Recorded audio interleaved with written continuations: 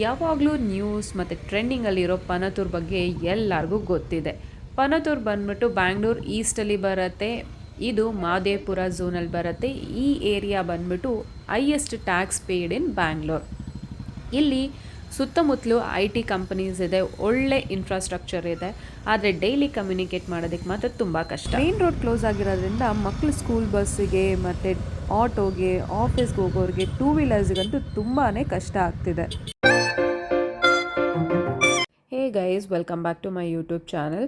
ಈ ವಿಡಿಯೋನ ಪನತೂರ್ ಅಥವಾ ಗುಂಜೂರ್, ವರ್ತೂರ್ ಇರೋ ಫ್ರೆಂಡ್ಸ್ಗೆ ಮಾತ್ರ ಶೇರ್ ಮಾಡೋದನ್ನ ಮರಿಬೇಡಿ. ಪನತೂರಿಗೆ ಬರಬೇಕಂದ್ರೆ ಹುಷಾರಾಗಿ ಬನ್ನಿ, ಯಾಕಂದರೆ ಕಾಡುಬಿಸ್ನಳ್ಳಿಯಿಂದ ಪನತೂರ್ ರೈಲ್ವೆ ಟ್ರ್ಯಾಕ್ ನೀವು ದಾಟಬೇಕಂತಂದರೆ ಆಲ್ಮೋಸ್ಟ್ 8 ಕಿಲೋಮೀಟರ್ಸ್ ಸುತ್ತಾಕೊಂಡು ಬರಬೇಕಾಗತ್ತೆ. ಅದು ಮಾರತಳ್ಳಿ ಅಥವಾ ನೀವೇನಾದರೂ ಕಾರ್ಮಲರಾಮ್ ಕಡೆಯಿಂದ ಸುತ್ತಾಕೊಂಡು ಸರ್ಜಾಪುರ ಕಾರ್ಮಲರಾಮಿಂದ ಬರಬೇಕಾಗತ್ತೆ.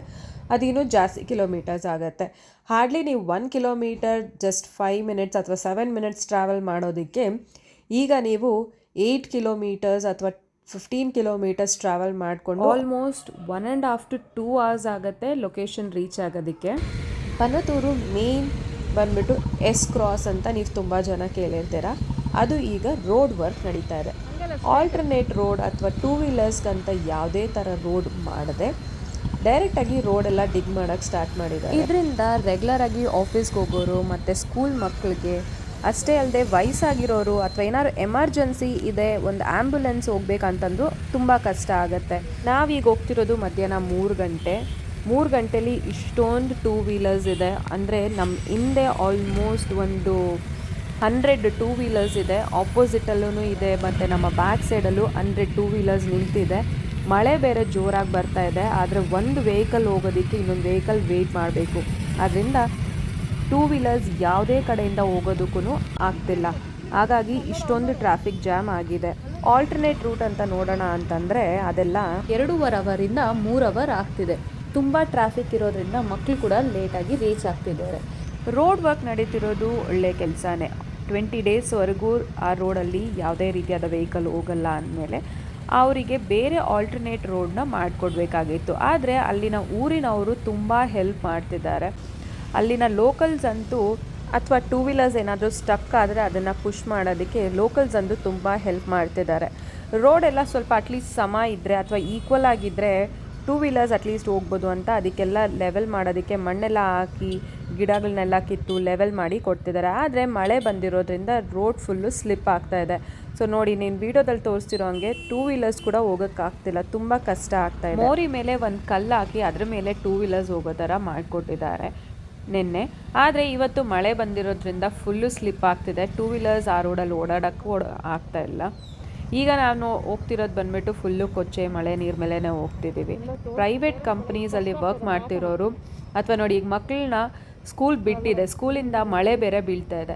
ಸ್ಕೂಲ್ ಬಿಟ್ಟಿದ ತಕ್ಷಣ ಮಳೆ ಸ್ಟಾರ್ಟ್ ಆಗಿದ್ದರಿಂದ ಮಕ್ಕಳಿಗೆ 8 ಕಿಲೋಮೀಟ್ರೆಲ್ಲ ಸುತ್ತಾಕೊಂಡು ಮಳೇಲಿ ನೆನ್ಕೊಂಡು ಕರ್ಕೊಂಡು ಹೋಗೋಕ್ಕಾಗಲ್ಲ. ಹಾಗಾಗಿ ಇದೇ ರೋಡಲ್ಲೇ ಶಾರ್ಟ್ಕಟ್ ಯೂಸ್ ಮಾಡಿ ಹೋಗ್ತಿದ್ದಾರೆ. ಬಟ್ ನೋಡಿ, ಗಾಡಿ ಎಲ್ಲ ಸಿಕ್ಕಾಕೊಂಡು ತುಂಬ ಕಷ್ಟಪಟ್ಟು ಒಂದು ಟೂ ವೀಲರ್ ಹೋಗ್ಬೇಕಂದ್ರೆ ಒಬ್ಬರು ಪುಷ್ ಮಾಡಿದ್ರೇ ಟೂ ವೀಲರ್ ಹೋಗುವಂಥ ಪರಿಸ್ಥಿತಿ. ಅದೆಲ್ಲ ಮುಗಿಸ್ಕೊಂಡು ಮತ್ತು ನಾವು ಟ್ರ್ಯಾಕ್ ಕ್ರಾಸ್ ಮಾಡಿದ ತಕ್ಷಣ ರೈಟ್ ತೊಗೊಂಡ್ರೆ ಇನ್ನು ನೆಕ್ಸ್ಟ್ ನಮಗೆ ಇನ್ನೊಂದು ಅಡ್ವೆಂಚರ್ ರೈಡ್ ಅಂತಲೇ ಹೇಳ್ಬೋದು. ಅದು ಬಂದುಬಿಟ್ಟು ಮಣ್ ರೋಡು. ಸೊ ಇದು ತುಂಬ ಫೇಮಸ್ ಆಗಿದೆ. ಯಾವಾಗ್ಲೂ ಏನಪ್ಪ ಅಂತಂದರೆ ಹಳ್ಳ ಕೊಳ್ಳ ಕೊಚ್ಚೆ ಎಲ್ಲ ಇರೋದು ಈ ರೋಡಲ್ಲೇ. ಸೊ ಟ್ರ್ಯಾಕ್ ಆಗಿದ ತಕ್ಷಣ ಇಮಿಡಿಯೇಟ್ ನೀವೇನಾದರೂ ರೈಟ್ ತೊಗೊಂಡ್ರೆ ಇಲ್ಲಿ ಮಣ್ ರೋಡ್ ಸಿಗುತ್ತೆ. ಮಣ್ ರೋಡಲ್ಲಿ ಏನಪ್ಪ ಇವಾಗ ನಡೀತಿರೋದು ಅಂತಂದರೆ ರೋಡ್ ವರ್ಕ್ ನಡೀತಾ ಇರೋದ್ರಿಂದ ಟೂ ವೀಲರ್ಸ್ ಬಿಟ್ಟರೆ ಬೇರೆ ಯಾವುದೂ ಈ ಮಣ್ ರೋಡಲ್ಲಿ ಓಡಾಡೋಕ್ಕಾಗ್ತಿಲ್ಲ.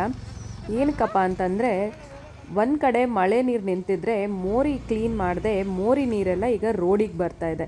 ಸೊ ಇದು ಬಂದ್ಬಿಟ್ಟು ಲಾಸ್ಟ್ 15 ಡೇಸಿಂದ ಇದೇ ರೀತಿ ಇದೆ. ಯಾವುದೇ ರೀತಿಯಾದ ಆ್ಯಕ್ಷನ್ ಕೂಡ ತೊಗೊಂಡಿಲ್ಲ. ಎಲ್ಲನೂ ಮಣ್ಣು ರೋಡಿಗೆ ಬರ್ತಾನೆ ಇದೆ ಮೋರಿ ನೀರೆಲ್ಲ. ತುಂಬ ಕಷ್ಟ ಆಗ್ತಿದೆ ಅಲ್ಲಿನ ಜನತೆಗೆ.